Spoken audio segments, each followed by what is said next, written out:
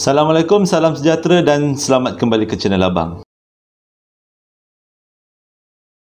Hari ini Abang nak bercerita tentang satu kisah yang sedikit sedih. Bukan sedikit, sebenarnya memang sedih. Kisah bagaimana seorang ayah yang telah mengurung anaknya dan menjadikan anaknya sebagai bahan untuk melepaskan nafsu. Kes ini melibatkan seorang remaja yang bernama Elizabeth Fish, lahir pada 6 hari bulan 4, 1966. Dan kejadian ini berlaku di Austria. Dia dikurung dan dijadikan hamba pemuas nafsu ayahnya sendiri selama 24 tahun lamanya. Dan sewaktu peristiwa ini berlaku, dia masih berumur 11 tahun. Kalau korang nak tahu cerita daripada mula sampai habis, tonton video Abang. Dan kalau korang berminat, bolehlah subscribe channel Abang, kerana ia akan menjadi motivasi untuk Abang cerita dekat korang semua kisah-kisah yang menarik dalam posting-posting Abang yang akan datang.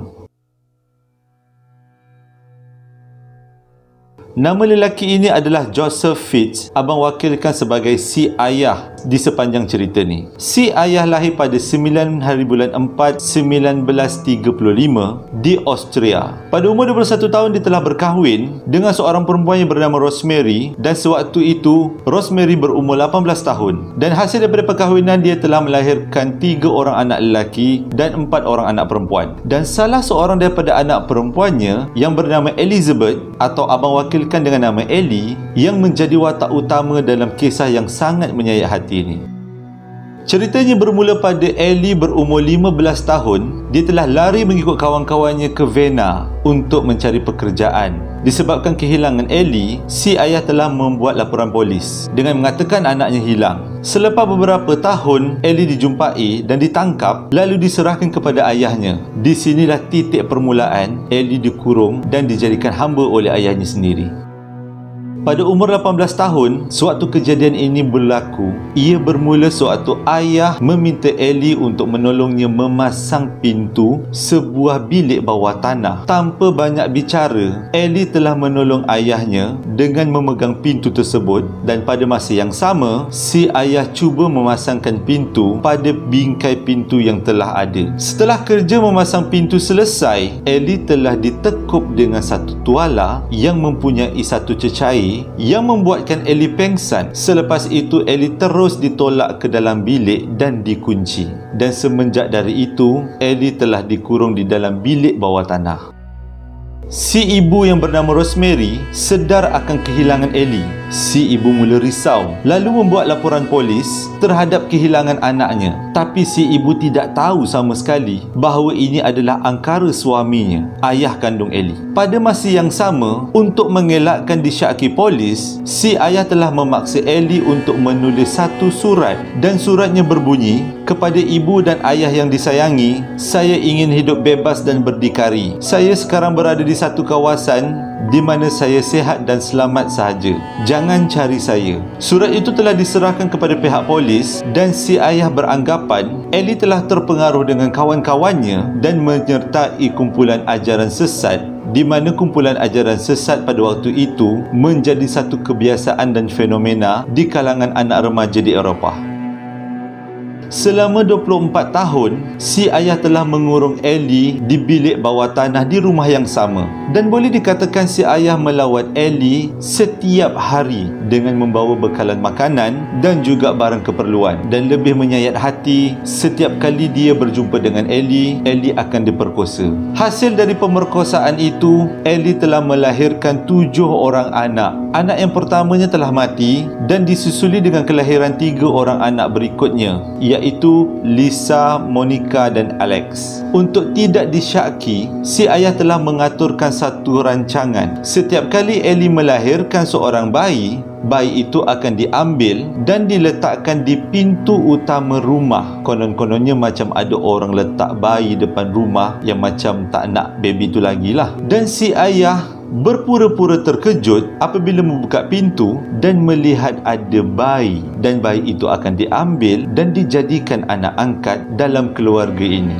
Dan anak itu telah didaftarkan dengan Jabatan Kebajikan Masyarakat. Sebanyak 3 orang anak Ellie telah dijadikan anak angkat oleh datuk dan neneknya sendiri. Boleh kata ayah dan neneknya sendiri. Ibu Ellie iaitu Rosemary tidak tahu bahawa ketiga-tiga orang itu adalah cucunya sendiri, anak kepada Ellie. Rosemary bersetuju untuk mengambil ketiga-tiga budak ini menjadi anak angkatnya kerana ketiga-tiga budak ini mempunyai iras-iras wajah seperti anaknya yang telah hilang, iaitu Ellie, atau nama penuhnya Elizabeth.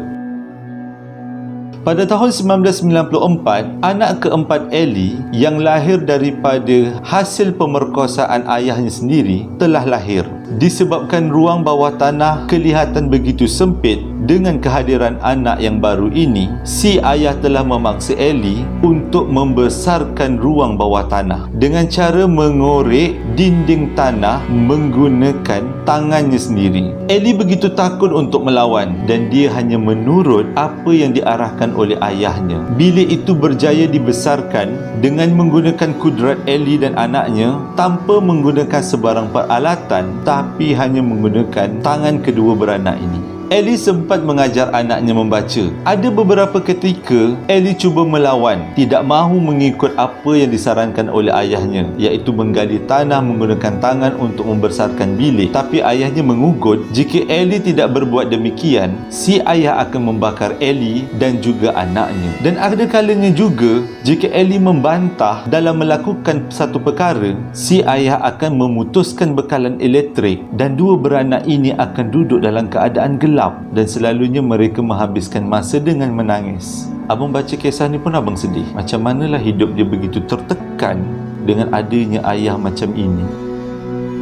Tahun-tahun berikutnya, 3 orang anak Ellie telah dilahirkan dan ini juga adalah hasil pemerkosaan ayahnya. Anak itu adalah Christine, Stephen dan Felix. Sekali lagi si ayah mengugut jika Ellie dengan anak-anaknya cuba melawan, dia akan membakar keseluruhan ruang bawah tanah dan anak-anak Ellie, juga termasuk Ellie, akan mati hangus terbakar. Tapi kalau korang nak tahu, sebenarnya ada di kalangan ahli keluarga mereka dan juga jiran-jiran mendengar suara dari bawah tanah. Tapi bila benda ini diajukan kepada si ayah hanya memberi alasan ia adalah suara daripada paip-paip air bawah tanah.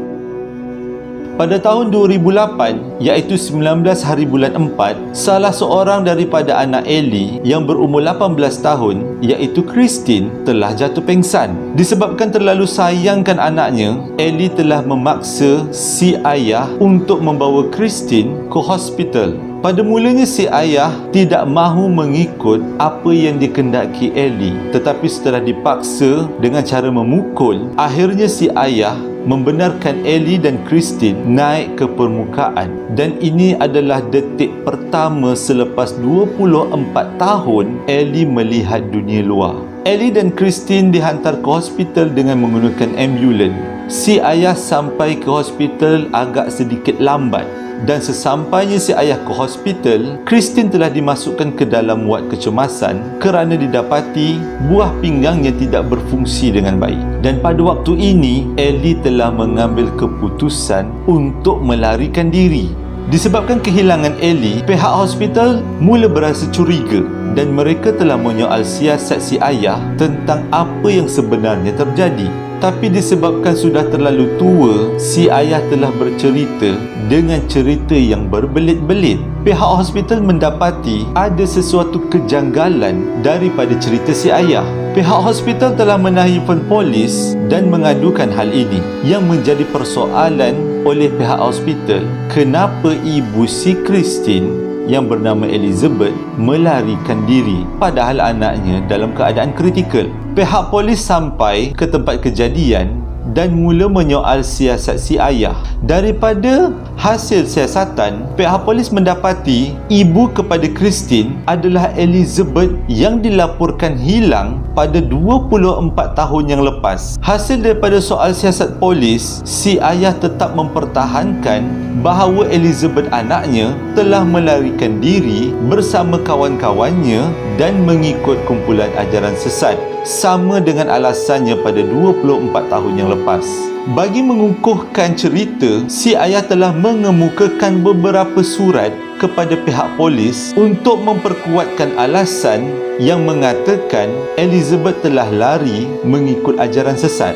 Tapi pihak polis bukanlah pihak yang bodoh. Pihak polis mendapati Kesemua surat yang dihantar oleh si ayah untuk dijadikan bahan siasatan adalah surat palsu. Dan ajaran sesat yang didakwa oleh si ayah sebenarnya tidak pernah wujud. Polis segera mengalahkan si ayah untuk ditangkap dan disoal siasat lebih lanjut. Setelah melakukan beberapa pencarian, akhirnya Ellie dijumpai.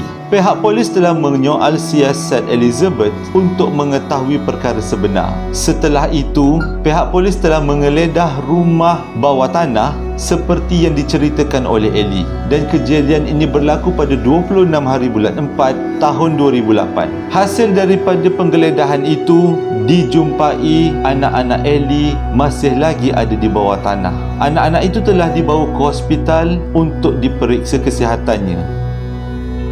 Pada 19 hari bulan 3 2009, si ayah telah dibicarakan dan hasil daripada perbicaraan didapati si ayah bersalah. Pada umur 74 tahun, si ayah mengaku perbuatannya mengurung anak kandungnya sendiri, merogol anak kandungnya sendiri, memperhambakan anak kandungnya sendiri selama 24 tahun. Pihak mahkamah telah mendapati si ayah telah memperhambakan, membunuh, merogol dan mengurung anak perempuannya tanpa sebab. Dan akhirnya si ayah telah dijatuhi hukuman penjara seumur hidup sehingga hari ini.